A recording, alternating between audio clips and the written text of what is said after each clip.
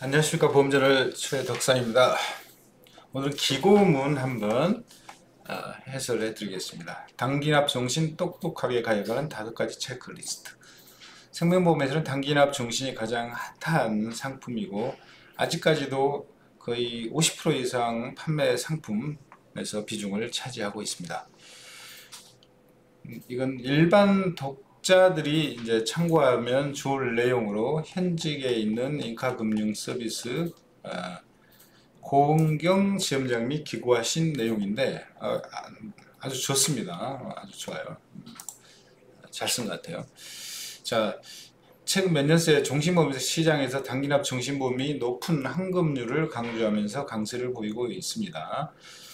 이제 금융당국의 제재란 표현은 좀 그런데 저희가 쓴 게 아니니까 약간 공고로 이제 132% 아니면 5년 납은 105%까지 갔었죠. 그때 가입하신 분들은 대박이 났죠.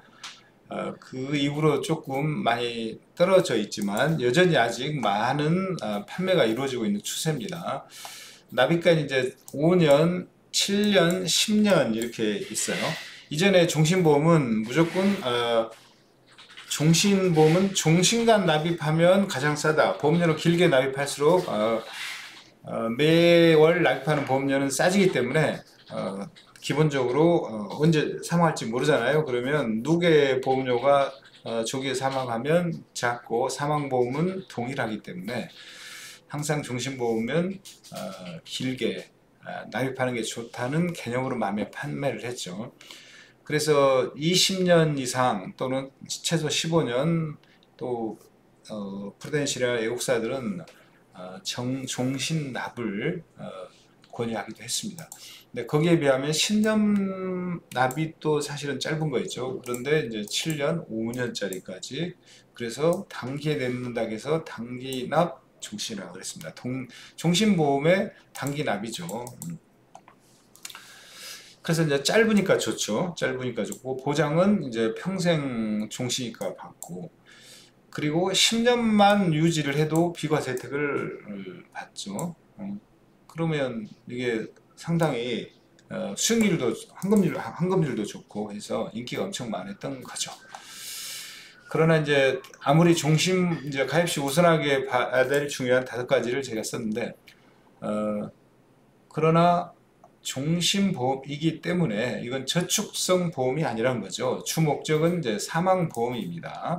다만 납입기간이 짧다는 거죠. 그래서 일반 종신과 비교의 차이점은 보험료 대비 사망보장 금액이 크지 않다는 거예요. 납입기간이 짧으니 보험료가 길게 내야 될 걸 짧게 내니까 매달 내는 보험료가 올라가겠죠. 그러니까 매달 내는 보험료 대비 사망보험금이 이제 크질 않는 거죠. 보통 뭐 한 20만 원 내면 1억이다 또는 2억이다. 그런데 단기납 종신 그보다 한 2배를 내야 될 경우도 있는 거예요. 그래서 보장 금액이 많지 않다. 그럼에도 불구하고 주목적은 사망보험이다. 그러나 사망 보장을 크게 하고 싶다. 그리고 보험료는 적게 내고 싶다 하면 단기납 종신하고는 맞지 않는 상품이다. 다른 걸 들으셔라. 일부 설계사들이 이제 사망 보장에 대한 상품 설명 자체를 않고 은행 저축처럼 이걸 들으시면 몇 년 후에 수익률이 얼마다 해서 저축성 예금보다 수익률이 같거나 높거나 뭐 복리니까 장점이 있다고 재테크로 보유하기 좋다고 저축 상품처럼 설명해서 불안전 판매가 일부 일어나고 있습니다. 그래서 민원이 많으므로 사망 보장이라는 내용을 반드시 인지하고 가입을 하셔야 된다. 이거는 저축보험이 아니고 종신보험입니다. 납입기간이 짧고 환급률이 높은 종신보험이다. 그러나 또 중도 해지할 때는 원금 손실 가능성이 굉장히 높습니다. 왜냐?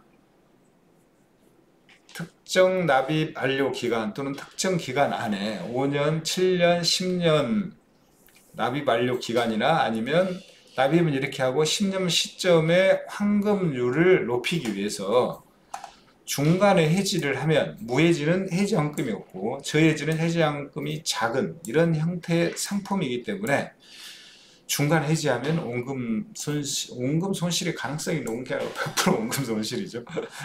원금 손실이 엄청나게 높습니다. 그래서 이걸 신중히 가입해야 된다.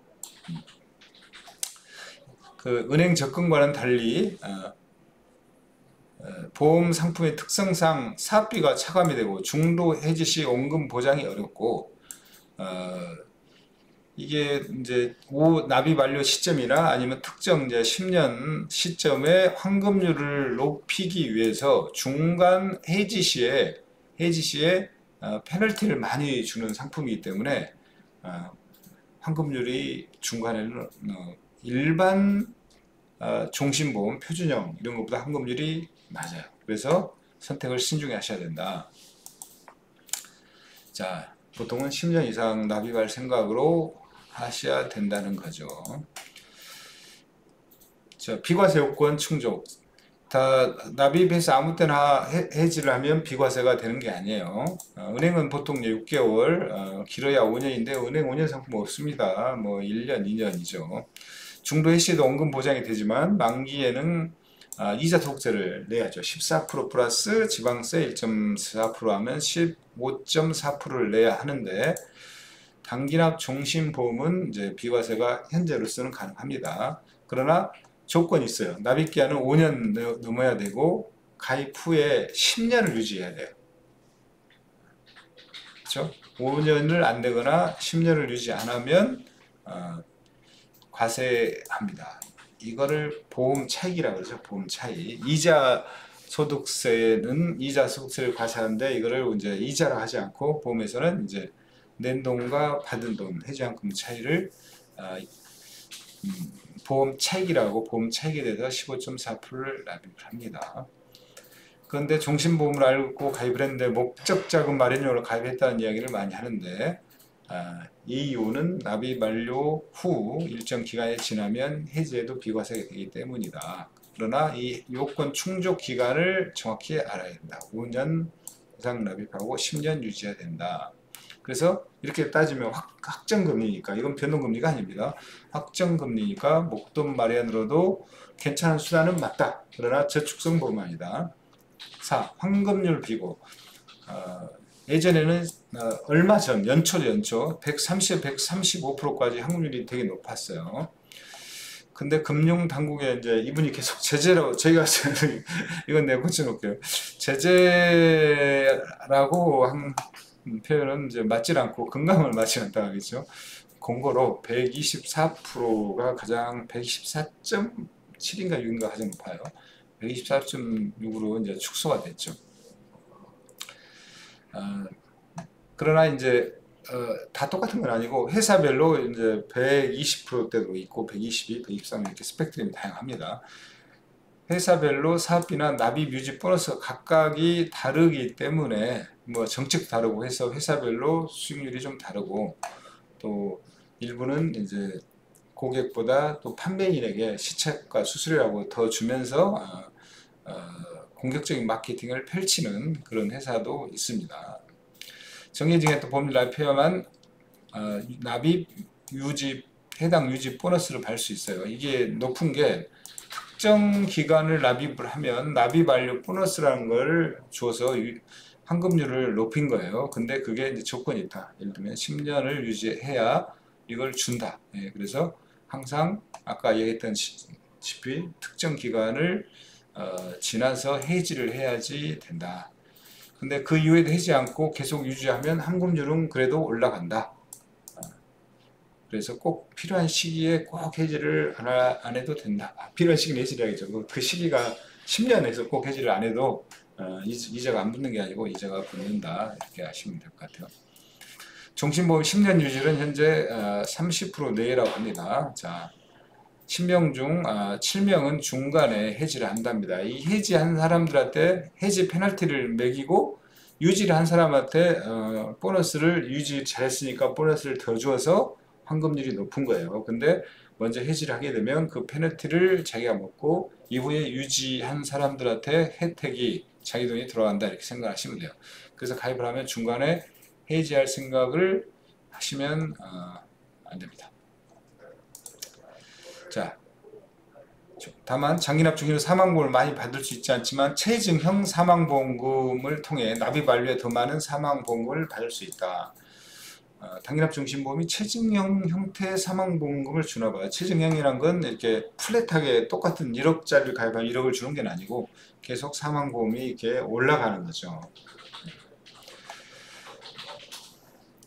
자, 상속세 마련용으로 쓸 수도 있고, 단기납주도 알고 보면 장점이 많은데 사망 보장 부분에 높은 저축성 기능까지 더해지면서 일석이조 효과를 갖는다는 점에서 가입자에게 유리한 상품입니다. 다만 종신보험 보장은 뒤로 한 채 높은 저축성 기능만을 강조해 저축성 보험으로 오해하고 가입하는 경우 민원이 많이 발생하고 있으니 주의해라. 잘 알아듣고 가입을 하셔라. 특히 중간 해지하면 해약환급이 일반적인 종신보다 엄청 낮다는 것을 감안하고 들어야 된다. 그래서 10년 또는 5년, 7년, 10년을 장기로 안정적으로 낼 그런 작은 계획을 가지고 가입을 하셔야 된다. 높은 환급률로 강조하면 무턱대고 가입한 게 아니라 중도해지 시 원금 손실 위험성과 비과세액도 받지 못할 가능성을 보고 신중하게 가입해야 된다. 그럼에도 불구하고 저축성 보험과 은행의 예적금보다 단기납 종신보험을 찾는 이유는 그냥 보험의 특성이에요. 이분 논리입니다. 목돈 마련을 위한 강제성이다. 주식이나 코인, 펀드 등의 투자 실적보다 높다고 할 수는 없으나 확정금리 적용으로 안정성과 보장을 동시에 가지고 싶다면 잘 알고 준비해 보는 것이 좋다. 특히 여기는 안 나와 있는데 이제 저 금리가 이제 인하가 되면 단기납 종신이 새로운 상품들은 이제 만기나 아니면 납입 기간이 5년, 10년 길기 때문에 그 이후는 더 낮아질 거라고 가정을 한다면 현재 같은 금리 체계와 환급률로 상품을 팔지 못하겠죠. 그러면 그때는 이제 금리를 내릴 겁니다. 그래서 금리 인하가 지속이 된다면 지금하고는 완전 다른 상품이 될 가능성이 있다. 매력이 훨씬 떨어질 수 있기 때문에 이것도 지금 하면 확정금리거든요. 그래서 선택을 빨리 하셔야 될 상품으로 보여집니다. 시청해 주셔서 감사합니다. 구독, 좋아요 부탁드리겠습니다.